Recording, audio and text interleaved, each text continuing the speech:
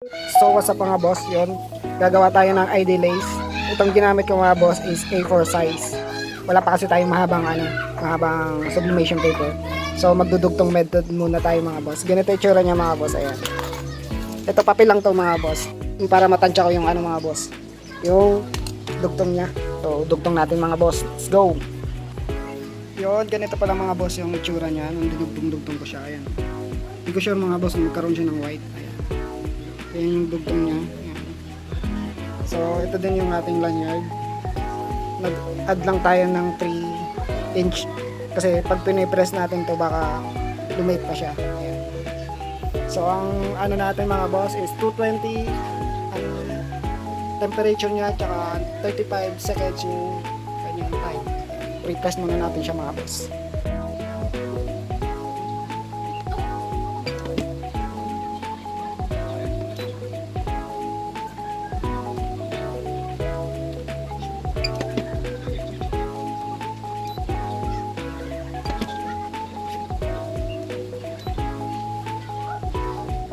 So ganyan siya mga boss, oh. Pag pinipress, ayan. So medyo lumit na siya ng konti. Ayan mga boss, sakto lang.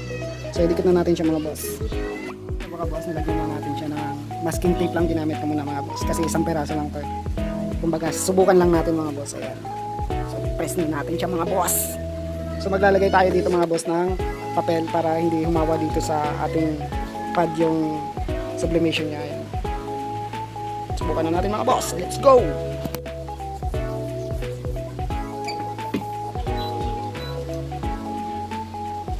Ito siya mga boss, testing. Yun. Medyo dumikit lang yung masking tape natin na, so check natin mga boss yung mga dinugtong natin dito boss. Okay na nga, yun. Ito yung unang dinugtong natin dito. Hindi naman siya kita, di halata. Walang dugtong. Walang dugtong dito sa may batok. Parang may guhit lang ng bakat lang ng guhit sa tela. Pangatlong dugtong mga boss. Ito yung pangatlong dugtong mga boss. Ito yung pangatlong dugtong mga boss, nag-iba lang yung kulay niya dito, parang brown, tapos dito sa pangatlong dugtong gray. Pero hindi siya halata mga boss pag malayuan. Ayan siya mga boss. So assemble na natin mga boss. Ayan. Subok lang ito mga boss para kahit pa paano malaman natin yung mga dapat natin i-adjust. Ayan. Ganda. Ganda niya mga boss, sakto, nakakatuwa naman. Ayan. So ganito yung itsura niya mga boss, ayan.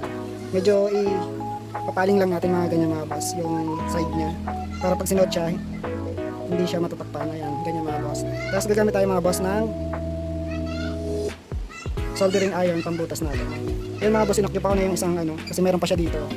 Inokyo pa ko na siya, so bubutasin natin siya mga boss. Dahan-dahan lang mga boss kasi medyo mainit to. Naninginig pa. Maliit lang siya mga boss. Then saka natin ipapasok yung ating male na remache.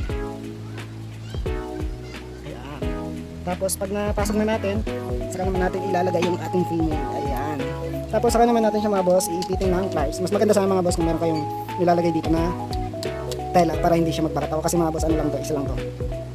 Pag tumulog na siya mga boss, yun na yung lock.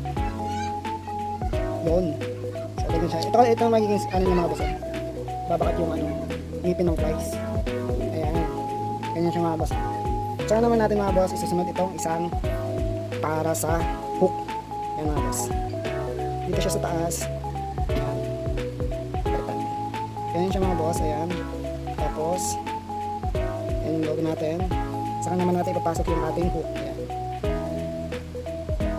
Ayan siya mga boss. Ganda oh. Tapos saka naman natin mga boss siya susundutin ng soldering iron. Ayan. Sundot lang mga boss, sundot lang. Para maliit lang siya. Ayan. Pasok ulit ng remache. Ayan. Tapos yung isa para dito. Ayan mga boss. Then saka naman natin ipitin ng flaps. Ayan. So ayun mga boss, meron na tayong ID lace. So testing natin mga boss. So ganito siya mga boss, ayan. ito yung sinasabi ko sa inyo mga boss na huwag natin masyadong pantayin na yun. Dapat ibukan natin siya kasi pag sinuot na siya dapat ganyan siya mga boss. Ayan. Yung hook, ID na lang kulang. Ayan. So ayan mga boss, meron na tayong ID lace.